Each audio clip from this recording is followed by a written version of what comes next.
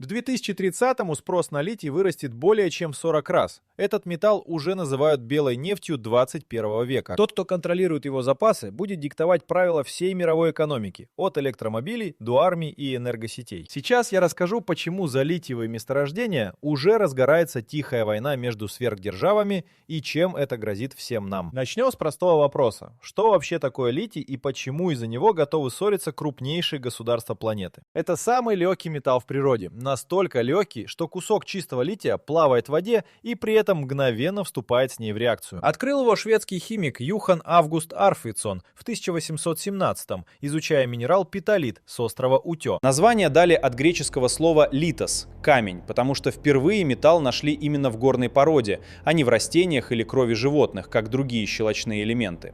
Почти 2 столетия литий оставался второстепенным сырьем. Из него делали жаростойкое стекло, смазки для авиации, лекарства от биполярного расстройства. Никому и в голову не приходило воевать за месторождение, где залегает мягкий серебристый металл, темнеющий на воздухе за считанные секунды. Все изменилось в самом конце 20 века. В 1991-м японская корпорация Sony выпустила в продажу первый коммерческий литий-ионный аккумулятор. Оказалось, что именно литий позволяет запасать огромное количество энергии при минимальном весе. Сначала эти батареи оживили мобильные телефоны и ноутбуки, а затем пришел черед главного — электромобилей. Один автомобиль на батареях требует в среднем от 8 до 10 килограммов чистого лития. Это в 1000 раз больше, чем нужно для смартфона. И когда мировые автоконцерны один за другим объявили об отказе от двигателей внутреннего сгорания, стало ясно: спрос на скромный металл из шведского камня взлетит так, как не снилось ни одному сырьевому рынку. Именно с этого момента вокруг лития начала выстраиваться геополитика, о которой пойдет речь дальше. Цифры говорят сами за себя.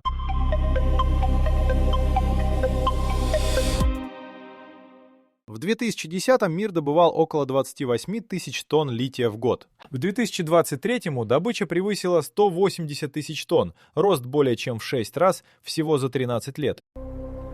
По данным Геологической службы США, только за один 2021 год мировое потребление лития подскочило на треть. Вслед за спросом рванула вверх и цена. В начале 2021 тонна карбоната лития стоила около $6000. К концу 2022 она пробила отметку в $70 тысяч за тонну. Рост почти в 12 раз меньше, чем за 2 года. Аналитики агентства Bloomberg тогда прямо писали: рынок лития вошел в состояние настоящей лихорадки, сравнимой с золотыми приисками 19 века. Деньги притянули инвесторов со всего света. Компании, которые еще вчера занимались нефтью, углем или обычной химией, спешно скупали лицензии на разведку. Австралийская Pilbara Minerals, чилийская SQM, американская Albemarle превратились в гигантов, за акциями которых охотились биржевые игроки. Стоимость этих корпораций выросла в разы буквально на глазах, но лихорадка обнажила неприятную правду. Литий распределен по планете крайне неравномерно. Больше половины разведанных мировых запасов сосредоточено всего в 3 странах Южной Америки — Боливии, Аргентине и Чили. Их так и прозвали литиевым треугольником. Еще крупные месторождения лежат в Австралии и Китае.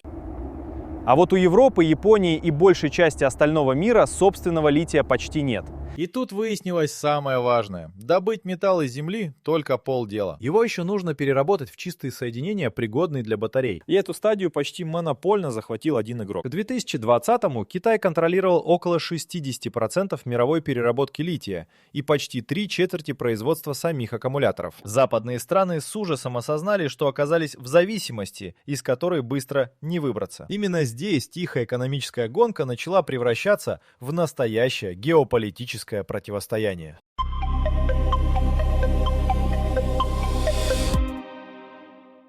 Разберем, кто и чем на самом деле владеет, потому что запасы и добыча — это 2 совершенно разные вещи. По оценкам Геологической службы США, крупнейшие подтвержденные ресурсы лития лежат под солеными пустынями Боливии. Одно только высохшее озеро Салар-де-Уюни хранит порядка 21 миллиона тонн. Это больше, чем в любой другой точке планеты. Казалось бы, Боливия должна быть сверхдержавой литиевого века. Но на деле страна добывает ничтожно мало.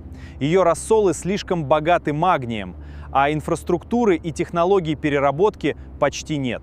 Совсем иначе устроена Австралия. Там литий добывают не из рассолов, а из твердой руды, минерала сподумена. Рудник Гринбушес на западе континента работает еще с 30-х годов прошлого века и сегодня остается крупнейшим в мире по добыче. Именно поэтому Австралия, уступая Южной Америке по запасам, много лет держала первое место по объему добычи, давая около половины мирового сырья. Чили пошла третьим путем. В пустыне Атакама, самом сухом месте Земли, компании выкачивают подземный рассол на поверхность и месяцами выпаривают его под солнцем в гигантских бирюзовых бассейнах. Это дешево, но медленно. Государственная корпорация Коделька и частная SQM вместе делают страну вторым добытчиком планеты. А теперь ключевой поворот. Кто бы ни выкопал руду из земли, дальше почти вся она едет в одну страну. Китай, обладая лишь скромными собственными месторождениями, скупил доли в рудниках по всему миру, от Австралии до Африки, и построил у себя колоссальные заводы по переработке. Австралийский сподумен грузят на корабли и везут именно в китайские порты, потому что больше почти негде превратить его в чистый гидроксид лития. Итог получился парадоксальным. Страны с запасами не контролируют рынок. Страны с добычей зависят от чужих заводов. А реальные рычаги оказались в руках того, кто владеет переработкой.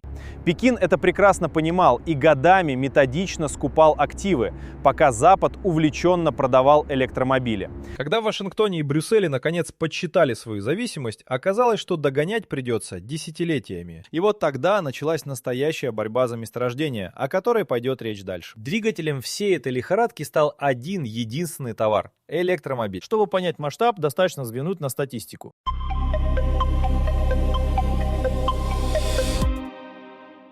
В 2012-м во всем мире продали около 120 тысяч электромобилей за год. В 2023-м их продали почти 14 миллионов. За 11 лет рост более чем в 100 раз. По данным Международного энергетического агентства, теперь каждый пятый новый автомобиль на планете уже электрический. Правительства сами подтолкнули этот взрыв. Норвегия ввела такие налоговые льготы, что покупать бензиновую машину стало попросту невыгодно, и к 2023-му более 80% новых авто в стране были на батареях. Евросоюз принял закон, запрещающий продажу новых машин с двигателем внутреннего сгорания после 2035-го. Китай сделал ставку на электротранспорт еще раньше и превратил компанию BYD в крупнейшего производителя электромобилей мира, обогнавшего даже американскую Теслу. Но за каждой такой машиной стоит батарея, а за батареей литий. И вот где кроется главная арифметика этой истории. Смартфону нужно несколько граммов металла. Обычному электромобилю от 8 до 10 килограммов в пересчете на чистый литий.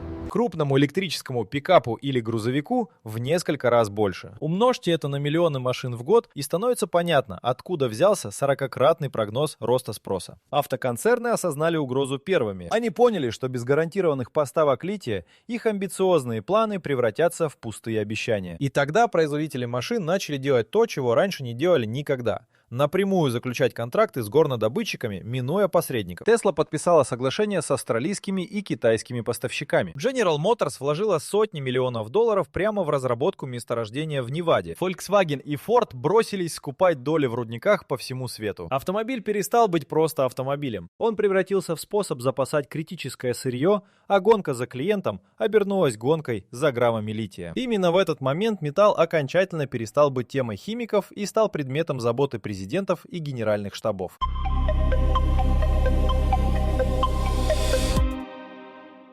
Раз есть дефицитный товар с растущей ценой, неизбежно появляется искушение договориться и поделить рынок. Именно об этом заговорили открыто в 2022. Тогда президент Мексики Андрес Мануэль Лопес Обрадор предложил создать литиевый союз стран Латинской Америки по образцу нефтяного картеля ОПЕК. Идею подхватили в Аргентине, Боливии и Чили. Замысел был прост – договориться о единых ценах и объемах, чтобы не сбивать друг другу стоимость и диктовать условия покупателям с севера. Чтобы этот союз стал возможен, страны сначала прибрали литий к рукам государств. В апреле 2023-го президент Чили Габриэль Борич объявил о национализации литиевой отрасли. Теперь любое крупное месторождение должно разрабатываться при контрольном участии государства. Мексика еще в 2022-м законодательно признала литий собственностью нации и создала госкомпанию Lithiumex. Боливия десятилетиями не подпускала иностранцев к своим соляным озерам, требуя, чтобы прибыль оставалась внутри страны. Но у картеля обнаружился фатальный изъян. В отличие от нефтяного ОПЕК, три страны литиевого треугольника вместе не контролируют переработку, а именно она, как мы уже видели, дает настоящую власть над рынком. Договориться о ценах на сырую руду можно, но если весь этот металл все равно едет на заводы в одну страну, картель бьет мимо цели. Пекин наблюдал за этими маневрами и действовал тоньше. Вместо громких заявлений китайские компании тихо скупали доли в тех самых месторождениях, которые Латинская Америка пыталась национализировать. Ганьфэн Lithium вошла в аргентинские проекты. Тяньци приобрела крупный пакет чилийской SQM. Получалось, что даже национализированный литий частично уже принадлежал китайскому капиталу. Одновременно развернулась тихая охота в Африке. В Зимбабве Китай вложил миллиарды в рудник Бекити и добился запрета на вывоз необработанной руды. Весь местный литий теперь перерабатывают под контролем китайских инвесторов. Похожие сделки прошли в Мали и Демократической Республике Конго. Пока страны с запасами спорили о картеле, реальный передел месторождений шел совсем в другом месте и другими руками. И это неизбежно втянуло в игру самые крупные государства планеты, готовые пустить в ход уже не только деньги.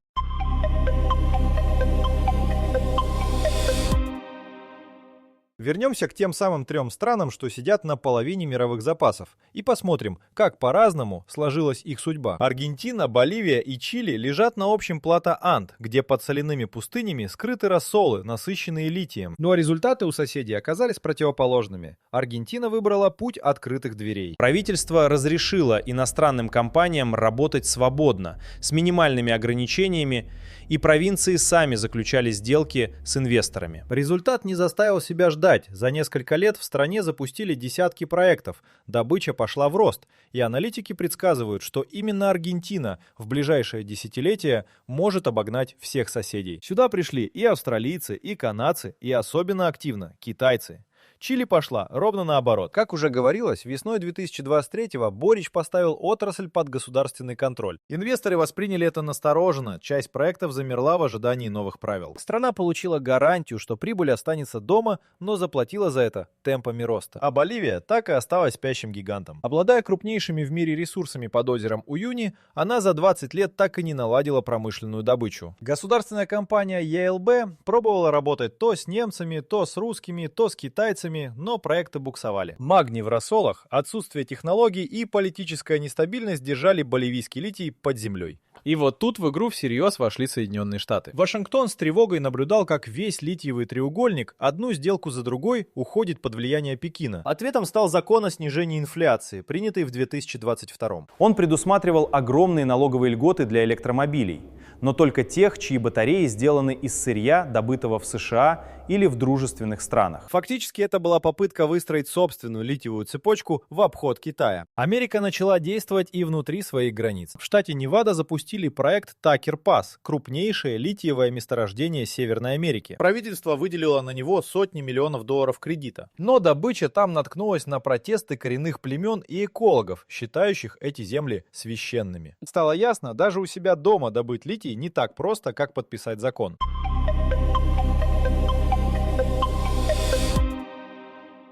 Осенью 2024-го мир увидел, на что способен настоящий хозяин рынка. Цена лития к тому моменту рухнула так же стремительно, как взлетела с 70 тысяч долларов за тонну карбоната до менее чем 10 тысяч. Обвал случился из-за перепроизводства. За годы лихорадки все бросились строить рудники, и предложение обогнало спрос. И вот здесь Китай сделал ход, который обнажил истинный расклад сил. Когда цена упала настолько, что многие рудники по всему миру стали убыточными, крупнейший китайский производитель Ганьфэн и гигант аккумуляторов Kettle просто приостановили часть собственной добычи. Одно только закрытие рудника Дзянсиньяо в провинции Цзянси в сентябре 2024 мгновенно подбросило мировые цены почти на 20% за считанные дни. Стало очевидно, Пекин способен управлять глобальной ценой лития, просто открывая и закрывая свои шахты. Это и есть настоящая власть над рынком. Не владеть запасами, а управлять потоком. За этим стояла выстроенная десятилетиями система. К 2024-му Китай контролировал около 2/3 в третьей мировой переработки лития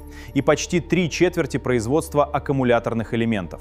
Компания Kettle в одиночку выпускала более трети всех батарей для электромобилей планеты. Ни один западный автоконцерн не мог собрать электромобиль, ни разу не прикоснувшись к китайскому звену цепочки. А затем Пекин показал зубы напрямую. В октябре 2024-го Китай ввел экспортные ограничения на технологии переработки лития и производства катодов. Те самые ноу-хау, без которых руду невозможно превратить в батарею. Западные компании десятилетиями рассчитывали купить эти технологии, а теперь дверь захлопнулась. Мир вдруг осознал, даже добыв собственный литий, переработать его на нужном уровне без китайского оборудования и патентов почти невозможно. Это был момент истины. Пока Америка и Европа спорили о законах и субсидиях, Китай уже держал руку на кране. Он мог обрушить или взвинтить цену, лишить конкурентов технологий и решить, чьи заводы получат сырье, а чьи останутся простаивать. Тихая война за литий, начавшаяся с биржевых сводок, превратилась в открытое противостояние за само право производить будущее. К чему же пришел мир к середине 20-х годов нашего века? Запад наконец очнулся и начал действовать всерьез.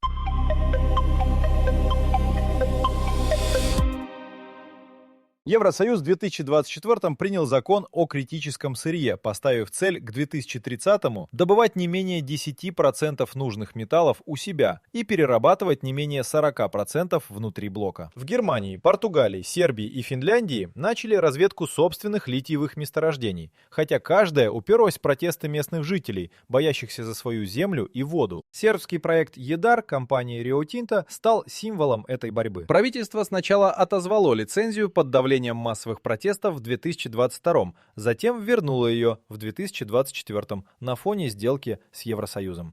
Тысячи людей выходили на улицы Белграда, перекрывая трассы. Они не хотели, чтобы их долина превратилась в карьер ради чужих электромобилей. История показала, что литий раскалывает не только сверхдержавы, но и обычные городки. Параллельно человечество ищет выход в технологиях. Компании учатся извлекать литий из геотермальных вод, как в проектах на Рейне и на Солтон-Си в Калифорнии. Это быстрее и чище, чем выпаривать рассолы годами. Развивается переработка старых батарей из отслуживших аккумуляторов, уже можно возвращать до 95% металла. А главное, идет гонка за химией, не требующей лития вовсе. Натрий, ионные батареи, над которыми работает та же Kettle, используют элемент, которого на планете почти не ограничено. Если они окупятся, вся сегодняшняя литиевая лихорадка может однажды остыть. Но пока этого не случилось, литий остается тем стержнем, вокруг которого выстраивается новая карта мира. Тот, кто добывает металл, зависит от того, кто его перерабатывает. Тот, кто перерабатывает, диктует цену тому, кто собирает батареи. А тот, кто собирает батареи, определяет, чьи автомобили, дроны и энергосети будут ездить, летать и работать завтра. Именно поэтому за скромный серебристый металл, который 200 лет назад нашли в невзрачном шведском камне,